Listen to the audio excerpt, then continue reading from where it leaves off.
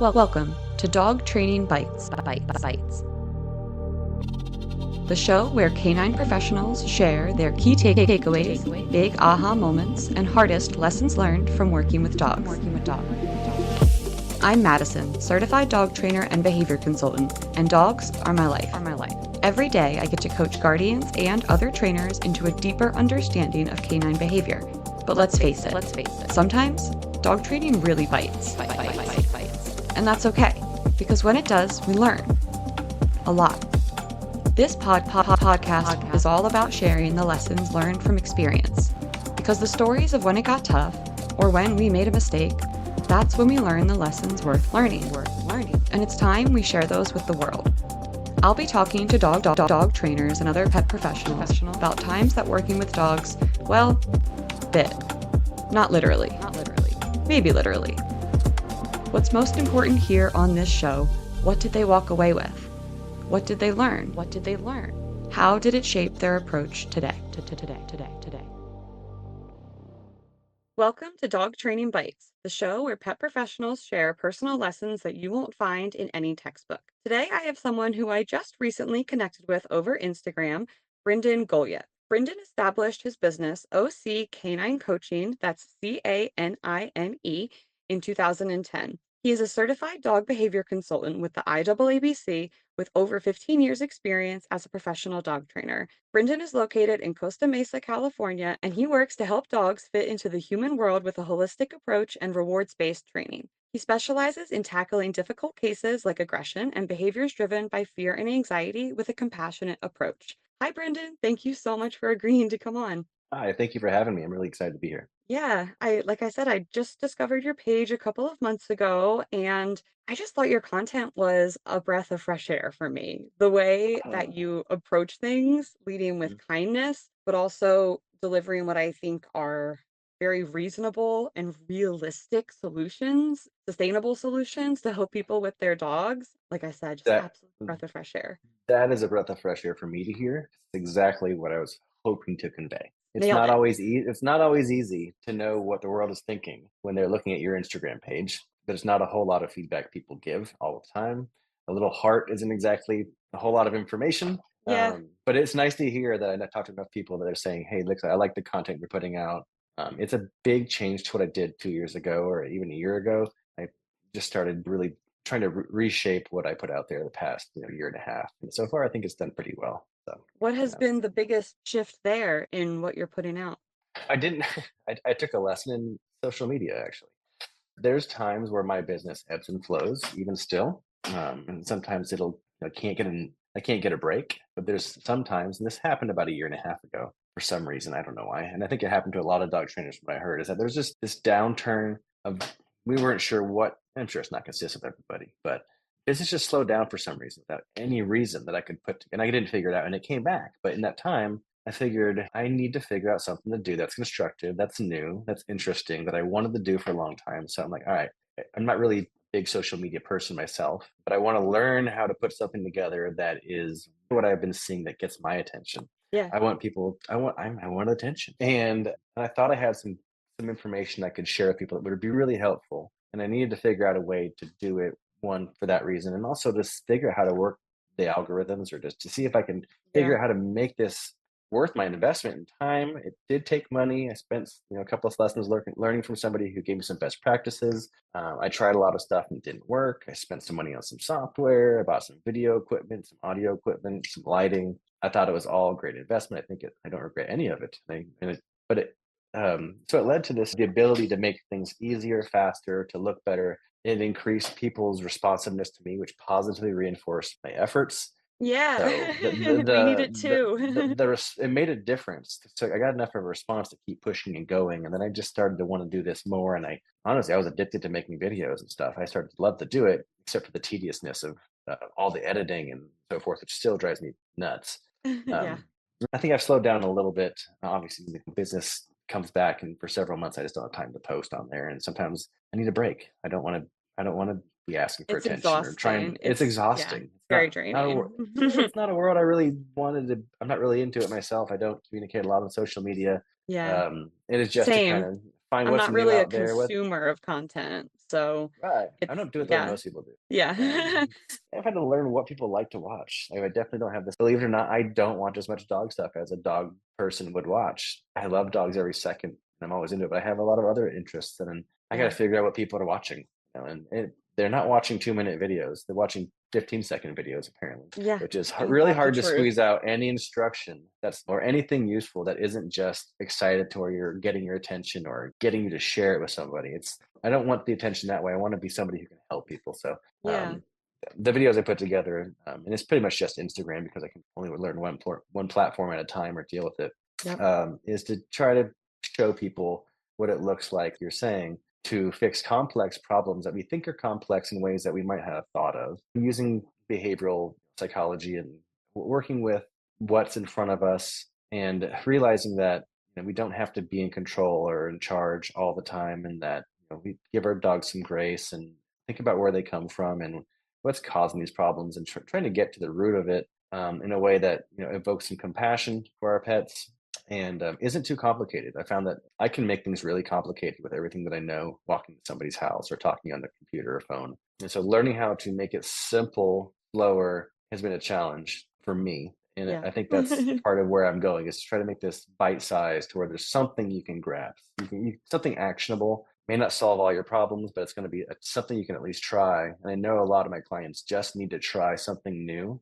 and Hmm. half of them are going to be successful without any advanced training. Most dogs I work with aren't basket cases. They're not, if they're reactive, they're not the worst case scenario. If they're aggressive, they're probably being defensive. You could probably use management better and be more aware of antecedents, things that are Yeah. happening better. So I'm not trying to solve the most complex things in 90 seconds or a minute online. I'm trying to teach Right. people, like, what are the components of these things and what's that bigger picture, and get this idea they can buy into that isn't what they're seeing all over probably the more popular, well, not all of them, but some of the more engaging sites where it's just, I hate the showmanship of it's just performative, and Puts the razzle dazzle. it's Hmm. concerning also because a lot of it is emotional. It's scary, and there's a lot of stuff I disagree with that I see a lot out there. We don't have to go over all of it. I'm sure your listeners are aware of a lot of it and some of the bigger offenders.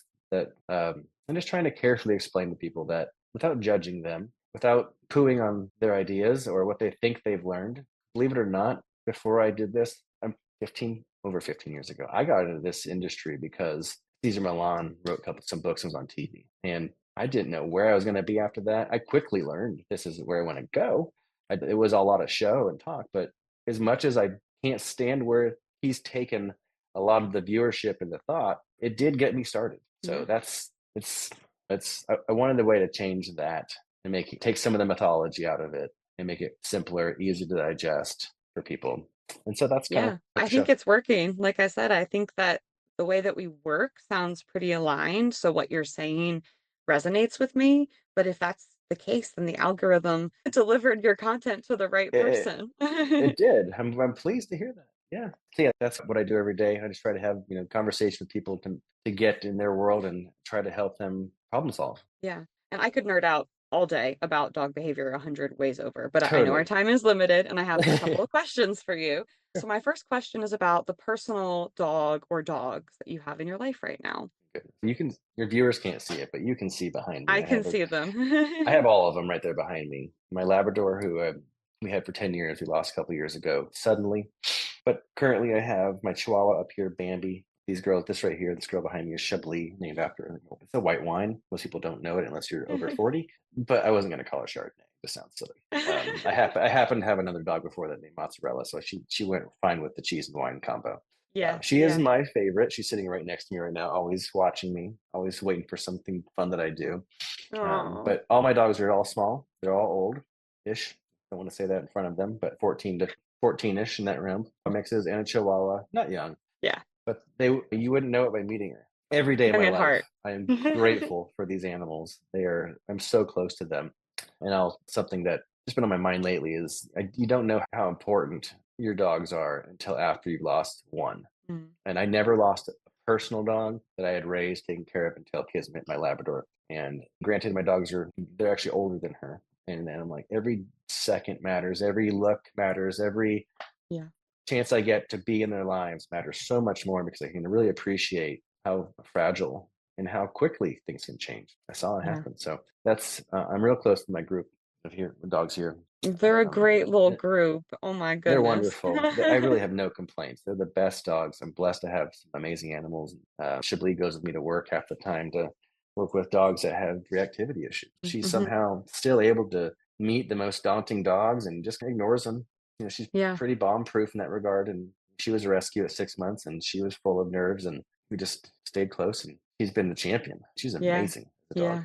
She was actually she was on a TV show with us a few years ago, Discovery, an agility show called The Puppy Bowl Presents. She did pretty good against much younger agility-centered dogs. Awesome. Oh my gosh, that's so And so, cool. so I think we ended up getting third. And believe it or not, she actually has a pretty significant mitral valve disease as well. That was concurrent with that time, and I didn't realize that was what's causing. I thought she was just stressed because of the situation during it, even though Yeah. she performed great. But she did all that with a pretty significant heart issue. Oh my So again, she gosh. just continues to What blow a me away. champ, right?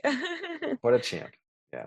It's a great little group. On to story time. What All right. story did you bring to share with the dog people out there? All right. So I thought about this for a while, and it's hard for me to come up with a big story, especially with a limited amount of time.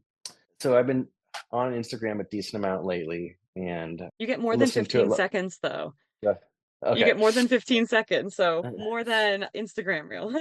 Exactly. I follow a couple of different people. I like to listen to people having conversations that are different, a little deeper, more thoughtful. And somebody that I've been listening to a lot lately is Denise Fenzi. I love her take on everything, and the more I listen to her, the more it seems to align with how I look at things. And so I'm really attracted to her approach, and I'm really glad she's getting a lot of exposure recently. But something she said, the reason I bring her up, something she said was recently about positive reinforcement training and the bigger picture behind it and what it ends up doing for people who practice it. And I thought this is something that also aligned with me. And I messaged her today to thank her for this, but I have a domain that I purchased in nothing with called Dog Training is Life. And dog training is life to me essentially is that the idea, all the concepts of dog training behavior that I've learned over the last 15 years seem to have influenced how I go through life, seem to teach me about how other behaviors happen, consequences, strategies for changing them. And it gives me, because of the empathy and the thoughtfulness and allowing these dogs to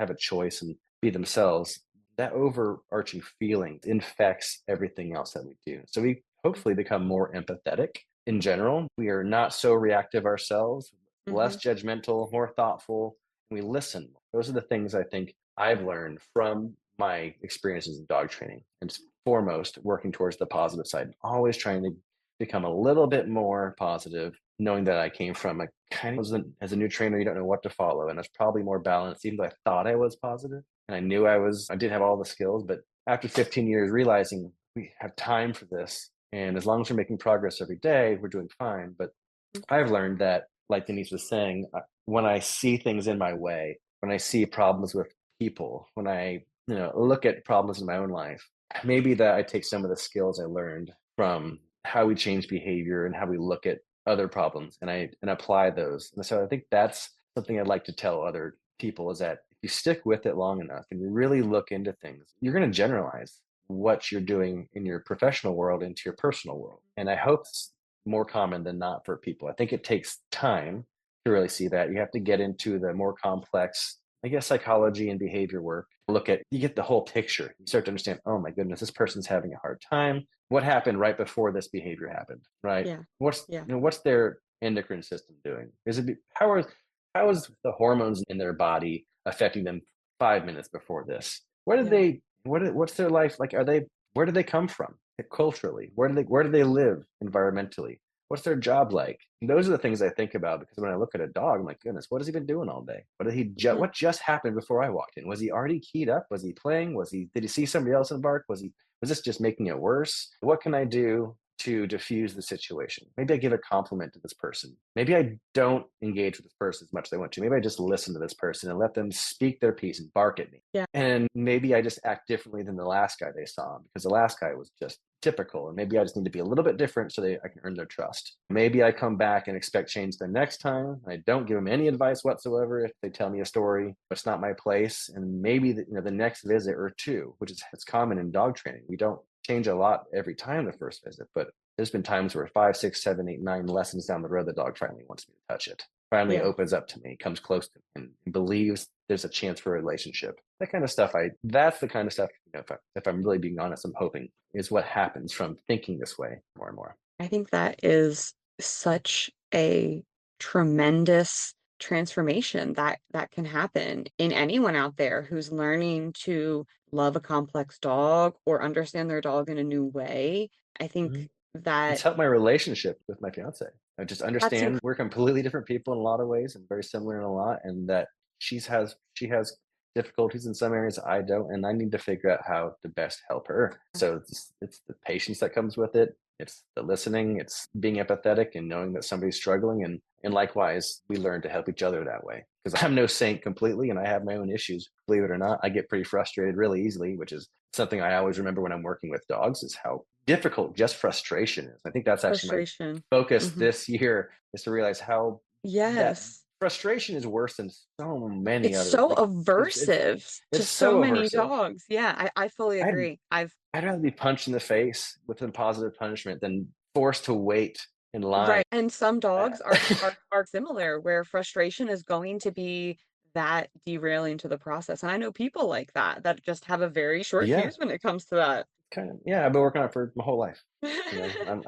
So it's something that I think it's been helpful for me to see that in my learning and trying to avoid positive punishment, the big scary thing, and forgetting Yeah. after this frustration, this using negative punishment can be just as bad for the future behavior and can condition feelings towards something All just kinds as of bad. And feelings. so we Mhm. need to be aware of everything and be open to understanding and looking at the animal in front of us and trying something new when it's not working. I just love how much self-awareness I think it took to, in your words, generalize that in that way. And I could see how, as somebody who tries to, in my work, practice passion and curiosity, how it would be really difficult over time to be practicing that towards dogs and then to not then have that be how you're Yeah. practicing towards people.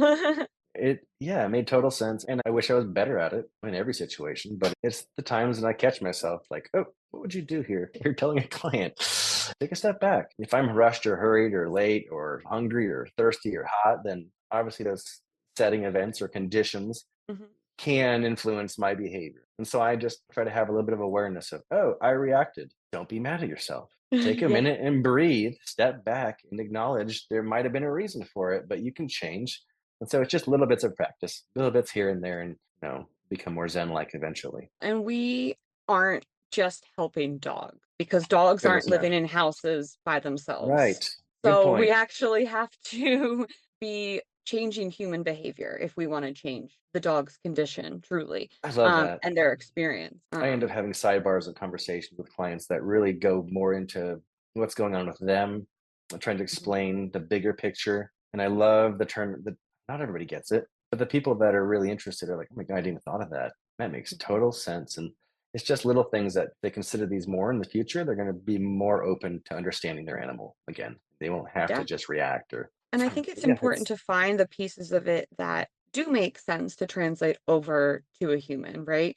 Mhm. Saying your dog's nervous system is dysregulated is probably accurate, but maybe doesn't mean as much as saying, have you ever been like really overstimulated at the airport and you're Yeah. like running things are Yeah. just All like, that. and you're right, Trigger yeah, stacking. How, exactly. how does trigger Exactly. stacking work? I got a lot of Hmm. analogies from getting stuck in Hmm. traffic to like your boss yelling at you before you got in the car. And then you're hot, the air conditioning went out, and you got home, and your husband asks you what do you want for dinner, and you yell at him, I don't freaking know. And you're like, man, I was trying Right. to help you solve a problem because I don't want Has you to worry nothing to about do with dinner. dinner, has nothing to do with the You husband. could just Yeah. say pizza, and like, but that's one of the little analogies I like to give. And analogies are fun for Yeah, me. I think rest is another one that you mentioned Mm, earlier totally. that Yeah. people can understand, "Oh, I know what it's like to not get my sleep. I know how different I feel when I don't Such a get big 3 minute one. rest." Yeah, yeah. If I don't get my rest, and I'm big on my rest and making sure that I'm taken care of first. I'm pulling the oxygen mask on me You before I start to have help to, others. People are to.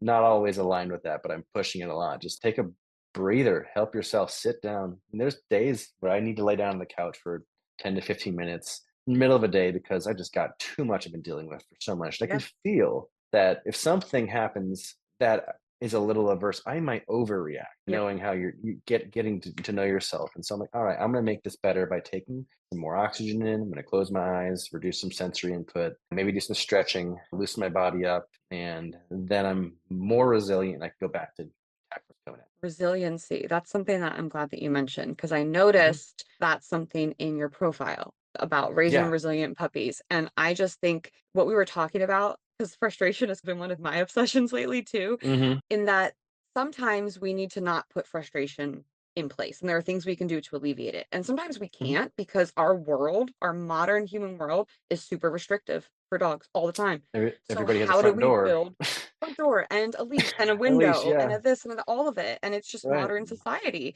because I think that society matters. We need leashes, we need walls and doors and windows. Yep. But sometimes we can't alleviate the frustration. We can't get rid of those things. What we do Hmm. is we build the resilience. That's something that's really emerging, thank goodness. And I think it's Thank really goodness. important. Yeah.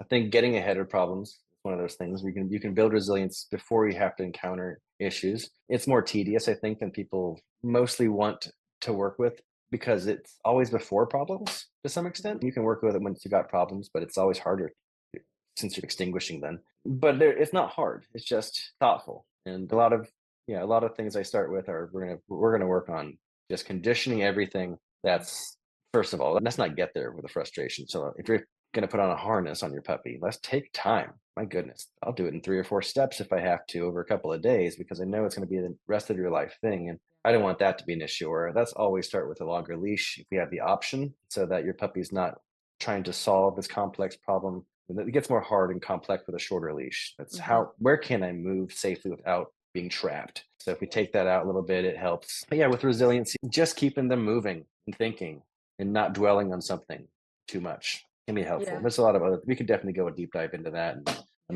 Yes. would love to listen to some of your ideas on it as well. Yeah, But yeah, I yeah. think just coping, teaching us how to cope. Yeah, coping skills, and some of that is learning to deal with stress. Some of that is Mhm. building a little bit more tolerance to the stress so it doesn't bother you Mhm. quite as much. A little bit of this, a little bit of that. Exposures sometimes, the things that are Yeah. just a little more challenging than you thought you could handle. And Yeah. then, believe it or not, that's where negative reinforcement can come in and actually benefit you. You don't have to stress your animal out so much that it's going to cause any real emotional problems. But if they feel successful accomplishing something, that's better than positive reinforcement sometimes. The whole Yeah. scope of the transition from I don't know to yes is so much bigger, I think, than just going from, okay, that feels good. A You thousand get the whole, percent. you need to start with positive reinforcement, but then once they've got this game down, They I'm can not compound suggesting, that too. yeah, I'm not suggesting we lean on negative reinforcement for dealing with all our No, you're problems, just but saying that it's you, present in these types of situations. yeah, withholding food, withholding access,